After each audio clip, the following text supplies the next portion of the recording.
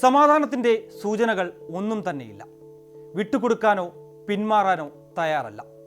ചർച്ചയ്ക്ക് വിളിക്കാനോ വിളിച്ചാൽ തന്നെ മുന്നോട്ട് വരാനോ ആരുമില്ല. അനന്തമായി നീളുകയാണ് റഷ്യ യുക്രൈൻ സംഘർഷം. 3 വർഷത്തിനിപ്പുറം യുദ്ധതന്ത്രങ്ങൾ പുതിയ തലങ്ങളിലേക്ക് കടന്നു കഴിഞ്ഞു. പ്രത്യാക്രമണങ്ങളിലൂടെ റഷ്യൻ സൈന്യം ബഹുദൂരം മുന്നിലാണ്. യുക്രൈനെ സഹായിക്കുമെന്ന് പറഞ്ഞ അമേരിക്കയും നാറ്റോ രാജ്യങ്ങളും വാമൂടിക്കെട്ടിയ നിലയിലാണ്. എന്താകും യുക്രൈൻ്റെ ഭാവി?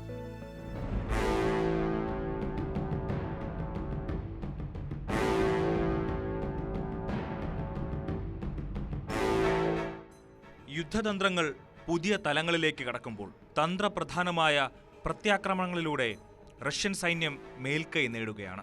റഷ്യൻ ജനതയെ ലക്ഷ്യമിട്ടുള്ള യുക്രൈൻ ആക്രമണങ്ങൾക്ക് ശക്തമായ മറുപടി റഷ്യ നിരന്തരം നൽകുന്നു. യുദ്ധമുഖത്ത് പുതിയ രീതികളും പരീക്ഷണങ്ങളും റഷ്യ പയറ്റുന്നുണ്ട്. ഒടുവിൽ ഹൈപ്പർസോണിക് കിൻസാൽ മിസൈലുകൾ ഉൾപ്പെടെയുള്ള ദീർഘദൂര ആയുധങ്ങൾ ഉപയോഗിച്ച് യുക്രൈൻ സൈനിക കേന്ദ്രങ്ങളുടെ നെടും തൂണുകൾ തകർത്തെറിയുകയാണ് റഷ്യൻ സൈന്യം.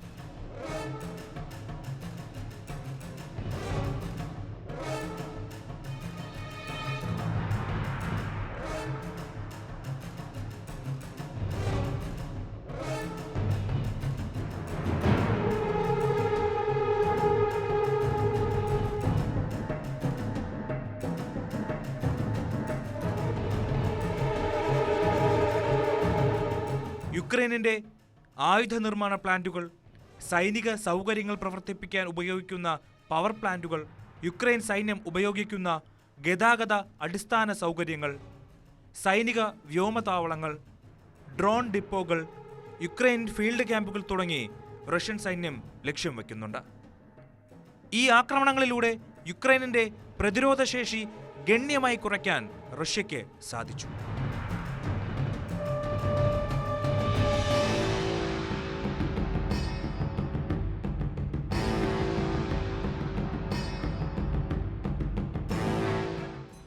എന്നിരുന്നാലും റഷ്യയ്ക്ക് നേരെ യുക്രൈൻ ആക്രമണം തുടരുന്നുണ്ട്. റഷ്യയുടെ എണ്ണ ശുദ്ധീകരണശാലകളിലാണ് യുക്രൈനിന്റെ പ്രത്യാക്രമണം. ദീർഘദൂര കാമികാസെ ഡ്രോൺ ഉപയോഗിച്ചാണ് ആക്രമണം. കുറഞ്ഞ ചെലവിൽ വലിയ നാശനഷ്ടങ്ങൾ ഉണ്ടാക്കുക എന്ന ലക്ഷ്യത്തോടെയാണ് ഈ ഡ്രോൺ ആക്രമണങ്ങൾ യുക്രൈൻ ആസൂത്രണം ചെയ്തിരിക്കുന്നത്. അതിനിടെ യുക്രൈന്റെ ആഭ്യന്തര രംഗത്ത് അഴിമതിയുടെ കറ പുരണ്ടു. സെലൻസ്കിയുടെ ദീർഘകാല സഹപ്രവർത്തകനും വിനോദ വ്യവസായത്തിൽ പ്രവർത്തിച്ചിരുന്ന തിമൂർ മിൻഡിച്ചിനെതിരെ അഴിമതി കുറ്റം ചുമത്തിയത് കനത്ത തിരിച്ചടിയായി.